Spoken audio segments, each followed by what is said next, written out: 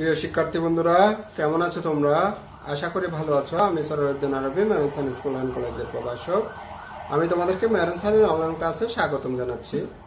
হ্যাঁ, আমাদের আজকের বিষয় হচ্ছে যে ফিন্যান্স এবং ব্যাংকিং এর নবম ও দশম শ্রেণীর ফিন্যান্স ব্যাংকিং এর একটি গুরুত্বপূর্ণ চ্যাপ্টার, সেটা হলো যে শেয়ার, বন্ড ও ডিবেঞ্চার।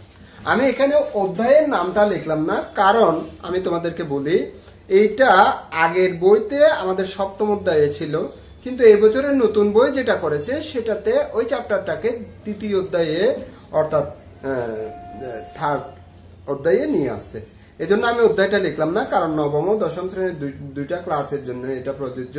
নবম শ্রেণীর জন্য হলে তৃতীয় অধ্যায়, আর দশম শ্রেণীর জন্য হলে সপ্তম অধ্যায়। ঠিক আছে, যেটা অধ্যায়টার নাম হচ্ছে যে শেয়ার, বন্ড ও ডিবেঞ্চার। অর্থাৎ আমরা যে বিভিন্ন জায়গায় বিনিয়োগ করি, হ্যাঁ, তাহলে বিনিয়োগের কয়েকটি গুরুত্বপূর্ণ ক্ষেত্রের মধ্যে শেয়ার, বন্ড এবং ডিবেঞ্চার। আমি এর আগের ক্লাসেও এটা সম্পর্কে আলোচনা করেছিলাম। আজকে একটা সৃজনশীলের মাধ্যমে কিছু গুরুত্বপূর্ণ পয়েন্ট তোমাদেরকে বুঝিয়ে দেব, যেটার ফলে এই চ্যাপ্টার থেকে তোমরা যে কোনো প্রশ্নের উত্তর দিতে পারো। আমরা একটা সৃজনশীল প্রশ্নেরও অনুকরণের মাধ্যমে তোমাদেরকে দেখিয়ে দেব। ঠিক আছে, তাহলে আমি আর কথা না বাড়িয়ে শুরু করতেছি। তো তারপরে তোমাদেরকে বলে রাখি, যারা এখনো অনলাইন ক্লাসের সাথে যুক্ত হও না বা নতুন যুক্ত হয়েছ, তারা যেন নিয়মিত অনলাইন ক্লাসের নোটিফিকেশন পাও। এই জন্য তোমরা অবশ্যই সাবস্ক্রাইব করে দেবা এবং নিয়মিত মেরনসানের অনলাইন ক্লাসে যুক্ত থাকবে। ঠিক আছে, আমরা যাচ্ছি আমাদের মূল কাজে। বন্ধুরা, আমরা পূর্বের ক্লাসে শেয়ার সম্পর্কে আলোচনা করেছিলাম। শেয়ার কাকে বলে, শেয়ারের প্রকারভেদ, হ্যাঁ, সাধারণ শেয়ার, অগ্রাধিকার শেয়ার, এগুলো সম্পর্কে বিস্তারিত আলোচনা করেছিলাম। আজকে আমরা আর দুইটা বিষয় নিয়ে আলোচনা করব, সেটা হলো বন্ড এবং ডিবেঞ্চার। ঠিক আছে, তো প্রথমে দেখো বন্ড। বন্ড কাকে বলে এটা আমাদের একটু জানতে হবে। বন্ড হলো এক ধরনের, আমরা লিখেছি কি, বন্ড হলো এক ধরনের জামানতযুক্ত দীর্ঘমেয়াদী ঋণের দলিল, যার মাধ্যমে কোম্পানি কি করে থাকে, জনগণের কাছ থেকে ঋণ গ্রহণ করে থাকে। অর্থাৎ ধরো কোম্পানির যখন মূলধনের প্রয়োজন হয় বা অর্থের প্রয়োজন হয়, কোম্পানি দুইভাবে মূলধন সংগ্রহ করতে পারে। একটা হচ্ছে যে শেয়ার বিক্রয়ের মাধ্যমে মূলধন সংগ্রহ করতে পারে, আবার অনেক ক্ষেত্রে কোম্পানি কি করে থাকে, ঋণ নিয়ে থাকে।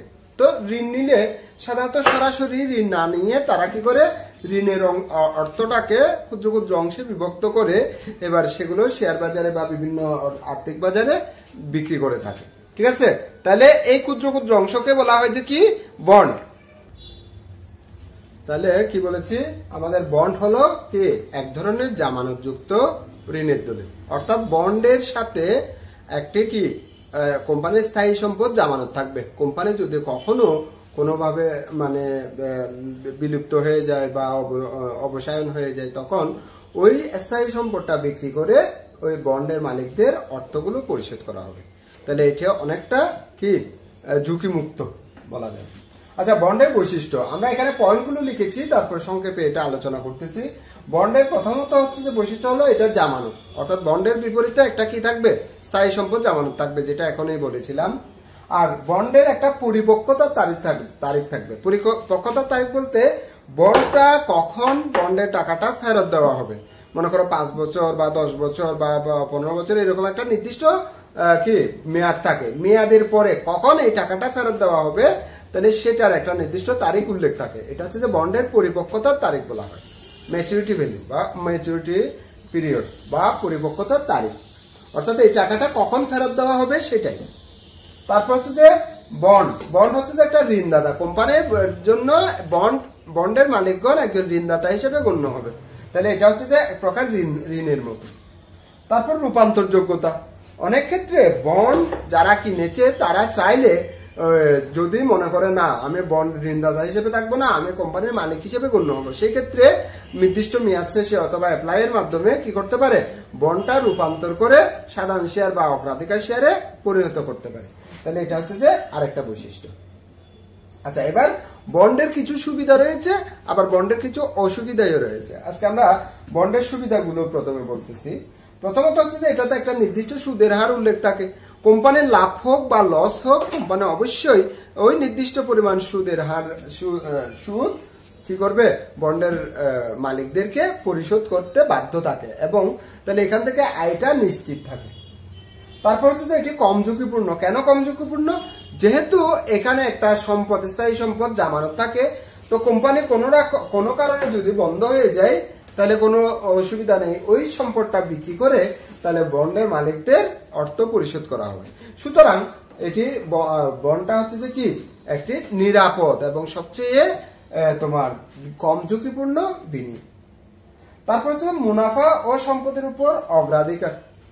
কোম্পানি যখন অবসায়ন হয়, ঠিক আছে, অবসায়ন কালে সবার আগে এই বন্ডের মালিকদের অর্থ পরিশোধ করে থাকে এবং কোম্পানি যখন লাভ করে লাভের অংশ থেকে, মুনাফার অংশ থেকে ওই বন্ডের মালিকদের সুদটা আগে পরিশোধ করে। তাহলে এরা সব ক্ষেত্রে মুনাফার ক্ষেত্রেই অগ্রাধিকার পায়, আবার অর্থ ফেরতের ক্ষেত্রেও অগ্রাধিকার পায়। এটা একটা সুবিধা। আচ্ছা, এবার হলো বন্ডের অসুবিধা সমূহ। আরো অনেকগুলো সুবিধা আছে, আসলে তোমাদের এতগুলো সুবিধা আলোচনা করতে গেলে অনেক সময় লেগে যাবে, তো তোমরা পরবর্তীতে আরো বিষয়গুলো জানতে পারবে। বন্ডের কিছু অসুবিধা রয়েছে। প্রথমত হচ্ছে যে কম আয় হার, কারণ বন্ড কোম্পানি যদি অতিরিক্ত লাভ করে থাকে তারপরেও কিন্তু কোম্পানি বন্ডের মালিকদেরকে অতিরিক্ত লাভটা দেবে না, যে পরিমাণ সুদের হার কথা উল্লেখ ছিল সেটাই দেবে। তাহলে এক্ষেত্রে অতিরিক্ত লাভের সম্ভাবনা কম আয় হার থাকে। আর হচ্ছে যে নিয়ন্ত্রণ, যেহেতু কোম্পানির এটা ঋণদাতা, কোম্পানির মালিক হিসেবে গণ্য হয় না, ফলে তারা কোম্পানির নিয়ন্ত্রণে কোনো কার্যকর ভূমিকা রাখতে পারে না। তাদের ভোটাধিকার থাকে না, তাদের কোনো নিয়ন্ত্রণের বা নির্বাচনের অধিকার থাকে না। অর্থাৎ কোম্পানি নিয়ন্ত্রণের ক্ষেত্রে তাদের কোনো কি থাকবে না, অধিকার থাকবে না, নিয়ন্ত্রণহীনতা। এটা হচ্ছে যে বন্ডের আরেকটি কি অসুবিধা। আচ্ছা, এইবার আসি ডিবেঞ্চার। আমরা তো এখানে বলেছিলাম শেয়ার, বন্ড ও ডিবেঞ্চার। শেয়ার সম্পর্কে আমরা আগে আলোচনা করেছিলাম, এবং বন্ড ও ডিবেঞ্চার। বন্ড এবং ডিবেঞ্চার প্রায় সেম, শুধুমাত্র পার্থক্যটা হচ্ছে যে বন্ডের বিপরীতে একটা জামানত থাকে, ডিবেঞ্চারের বিপরীতে কোনো জামানত থাকবে না। এই জন্য আমরা বন্ডকে বলতে পারি, ডিবেঞ্চার হলো একটা জামানতবিহীন বা জামানত মুক্ত। ওটা ছিল যে জামানত যুক্ত, এটা হলো জামানত মুক্ত। তাহলে বন্ড হলো, ডিবেঞ্চার হলো জামানত মুক্ত বা জামানতবিহীন বন্ড। এজন্য ডিবেঞ্চার কাকে বলে? ডিবেঞ্চার হলো একটি জামানত মুক্ত বা জামানতবিহীন বন্ড।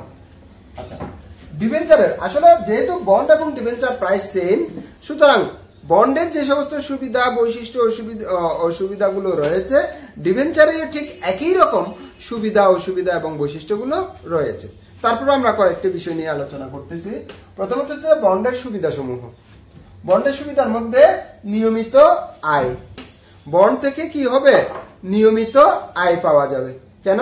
কারণ তোমার যেই আছে সুদের হার উল্লেখ আছে, ওই সুদের হার অনুসারে অবশ্যই কোম্পানির ক্ষতি হলেও কি করবে? ডিবেঞ্চারের মালিকদেরকে অবশ্যই আয়টা, অর্থাৎ সুদের হারটা ওই অনুসারে সুদ দিয়ে থাকবে। সুতরাং এখান থেকে নিয়মিত আয় পাওয়া যাবে। আর নির্দিষ্ট সময় বলতে অর্থাৎ শেয়ারের টাকা কিন্তু কখনো ফেরত পায় না, কোম্পানি অবসায়ন না হলে ফেরত পায় না। কিন্তু বন্ড এবং ডিবেঞ্চারের অর্থগুলো একটা নির্দিষ্ট সময় ফেরত পাওয়া যায়। এজন্য এটা নির্দিষ্ট সময়ে, এটা আরেকটা সুবিধা। নির্দিষ্ট সময় পরে ওটা ফেরত পাওয়া যায়, অথবা নির্দিষ্ট সময় পরে ওটা রূপান্তর করে অন্যটাতে পরিণত করা যায়। এটা একটা সুবিধা। আর অসুবিধার মধ্যে জামানতহীনতা এখানে একটা বড় অসুবিধা। বন্ডের ক্ষেত্রে যেহেতু জামানত থাকে, ফলে কোম্পানি যদি অর্থ দিতে না পারে, সেক্ষেত্রে সম্পদটা বিক্রি করে কি তোমার অর্থগুলো ফেরত পাওয়া যায়। কিন্তু ডিবেঞ্চারের ক্ষেত্রে তো কোনো জামানত থাকে না। যেহেতু জামানত থাকে না, ফলে কোম্পানি কোনো রকমের বিলুপ্ত হয়ে গেলে বা কোম্পানি যদি দেউলিয়া হয়ে যায়, সেক্ষেত্রে বন্ডের মালিকরা, ডিবেঞ্চারের মালিকরা অর্থ ফেরত নাও পেতে পারে।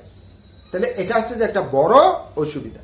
ঠিক আছে, এরপর হচ্ছে যে নিয়ন্ত্রণ, অর্থাৎ এখানে কোনো নিয়ন্ত্রণ থাকে না বন্ডে। যেমন কারণ এরা তো ঋণদাতা হিসেবে গণ্য হয়, তাহলে কোম্পানির নিয়ন্ত্রণে এদের কোনো হাত থাকে না, এদের কোনো ভোটাধিকার থাকে না, এরা কোনো নির্বাচনে অংশগ্রহণ করতে পারে না, পরিচালনা পরিষদে অংশগ্রহণ করতে পারে না, তাদের কোনো মতামত দিতে পারে না, শুধুমাত্র তারা সুদটা পেয়ে থাকে নির্দিষ্ট হারে। আর হচ্ছে যে মুনাফা ও সম্পদের অধিকার। মুনাফা ও সম্পদের অধিকার কতটুকু পাবে? শুধুমাত্র তারা যেটা দিয়েছিল সেটাই পাবে, এরপরে আর কোনো অধিকার পাবে না।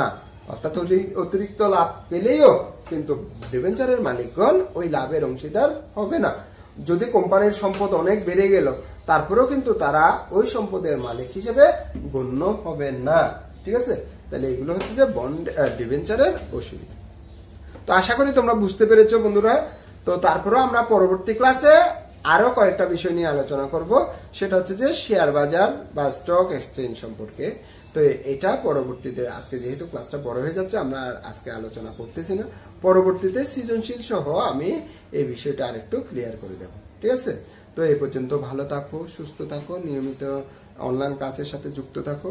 আর তোমরা যদি এই চ্যানেলে নতুন হও তাহলে এই চ্যানেলটা সাবস্ক্রাইব করে দিবা, যেন তোমরা নতুন নতুন ক্লাসের নোটিফিকেশন গুলো পেয়ে থাকো। আর তোমাদের বাসায় থেকে নিরাপদে থেকে পরীক্ষার জন্য প্রস্তুতি নিতে হবে। আর যারা এসএসসি পরীক্ষার্থী তাদের ক্ষেত্রে তো তোমরা জানো তোমাদের সময়টা খুবই কম, এই অল্প সময়ের ভিতর তোমাদের প্রস্তুতিটা নিয়ে ফেলতে হবে। তো আজ এই পর্যন্ত, সবাই ভালো থাকো, সুস্থ থাকো। পরবর্তী ক্লাস দেখার আমন্ত্রণ জানিয়ে আজ আমরা শেষ করছি। আল্লাহ হাফেজ।